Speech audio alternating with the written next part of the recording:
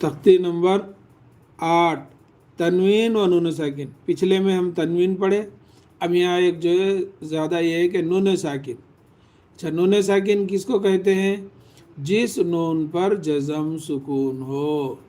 یہ دیکھو، یہ نون ساکن، یہ نون ساکن، یہ نون ساکن. تنوین کسے کہتے ہیں؟ یہ دیکھو، 2 زبر، یہ 2 زیر، یہ 2 پیش.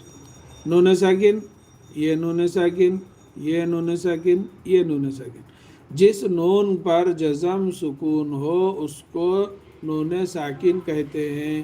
ہم پچھلے میں جو ہے واو ساکن، یا ساکن پڑھے. دیکھو یہاں واو ساکن، یہاں یا ساکن، یہاں یا ساکن، یہاں واو ساکن. جس حرف پر بھی جزم ہو وہ حرف ساکن ہوتا. اگر واو پہ، یہاں با پہ اگر جزم آیا تو با ساکن، اگر حمزہ پہ جزم آ گیا تو حمزہ